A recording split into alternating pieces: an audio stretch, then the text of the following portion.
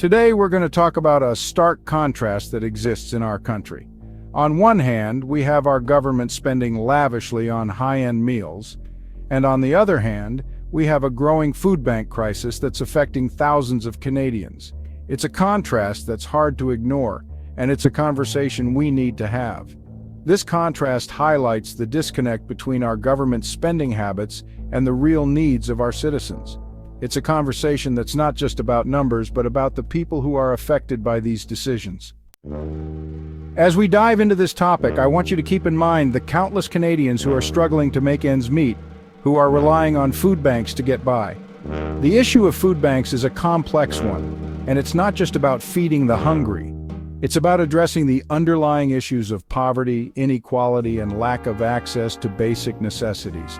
It's about recognizing that our society is built on a foundation of inequality and that we need to work together to create change. We'll be exploring this topic in more depth today, from the struggles of food banks to the lavish spending of our government. So, let's get started.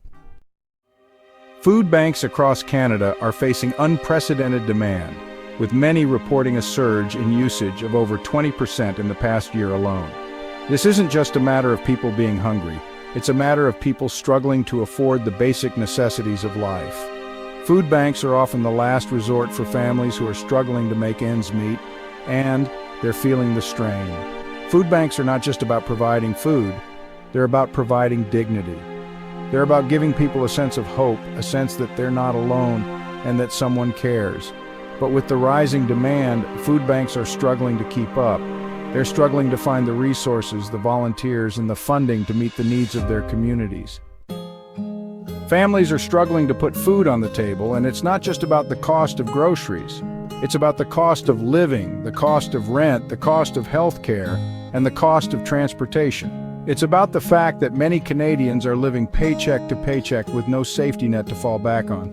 The struggle is real, and it's not just limited to urban centers. Rural communities are struggling just as much, if not more. They're facing limited access to services, limited access to health care, and limited access to healthy food options. It's a perfect storm of poverty, isolation, and lack of access. Food banks are not just about feeding the hungry. They're about bringing communities together. They're about creating a sense of belonging, a sense of connection, and a sense of purpose. But they're also a band-aid solution to a much larger problem. They're a temporary fix to a permanent crisis. The crisis is not just about food, it's about poverty, inequality, and lack of access. It's about the fact that many Canadians are living in a state of constant crisis, where they're forced to choose between paying the rent and feeding their families. It's a crisis that's been building for years, and it's a crisis that we can no longer ignore. And then there's the matter of Trudeau's $223,000 meal, a meal that's been called extravagant, lavish, and tone-deaf, a meal that's been criticized by many as a symbol of the disconnect between our government spending habits and the real needs of our citizens. Prime Minister Justin Trudeau and his entourage spent $223,000 of your money on airplane food during a 6-day tour of the Indo-Pacific region last fall, according to government records dug up by the Canadian Taxpayers Federation. But the bill gets big when this is the grocery list. Beef brisket and parsley mashed potatoes with truffle oil, pan-fried beef tenderloin with port wine reduction sauce, braised lamb shanks with steamed broccoli and boiled baby potatoes, strawberry shortcake, and baked cheesecake with pistachio brittle. The records indicate staff were told Trudeau's meals, and only Trudeau's meals, must be appropriately garnished and served on china dishware. All told, the trip cost you $1.9 million. It's a cost that's hard to justify, especially when you consider the millions of Canadians who are struggling to put food on the table. The public reaction to the meal has been overwhelmingly negative, with many calling it a slap in the face to those who are struggling. It's a symbol of the disconnect between our government spending habits and the real needs of our citizens. But what's even more disturbing is the lack of transparency around the meal. The government has refused to release the detailed breakdown of the cost, citing security concerns. It's a move that's been criticized by many as an attempt to hide the truth from the public. As we look at the statistics from food banks across Canada, it's hard not to feel a sense of outrage. It's hard not to feel that our government is out of touch with the real needs of our citizens. Food banks are reporting a surge in demand, with many families relying on them to get by. In British Columbia alone, food banks have seen a 25% increase in demand over the past year. In Ontario, the number is even higher, with a 38% increase. It's a trend that's being seen across the country, and it's a trend that's deeply disturbing. One of the most powerful stories I've heard is from a single mother who was forced to rely on a food bank to feed her children. She spoke about the shame and the guilt she felt, about the sense of failure that she experienced.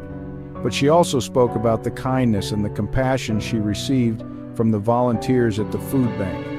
It's a story that's being repeated across the country, a story of struggle, of shame, and of kindness. It's a story that's hard to ignore, and it's a story that needs to be told. We need to recognize that the crisis of food banks is not just about food. It's about poverty, inequality, and lack of access. It's about the fact that many Canadians are living in a state of constant crisis, where they're forced to choose between paying the rent and feeding their families. The stark contrast between Trudeau's $220,000 meal and the food bank crisis is a wake-up call to us all. It's a reminder that we need to do better, that we need to prioritize the needs of our citizens over the wants of our politicians. As we move forward, let's not forget the thousands of Canadians who are struggling to make ends meet. Let's not forget the families who are relying on food banks to get by. Let's not forget the children who are going to bed hungry and the parents who are going without so that their kids can eat. The crisis of food banks is not just about food, it's about justice, equality, and humanity. It's about recognizing that we're all in this together and that we need to work together to create change. So, what can we do? We can start by recognizing the crisis for what it is, a symptom of a larger problem. We can start by demanding more from our politicians, by demanding that they prioritize the needs of our citizens over their own wants. We can start by supporting our local food banks, by volunteering our time, and by donating our resources. And finally, we can start by having this conversation, by sharing our thoughts, and by listening to each other. So, what do you think about this stark contrast between Trudeau's $220,000 meal and the food bank crisis? Share your thoughts in the comments below, and don't forget to check out our next video on social issues in Canada.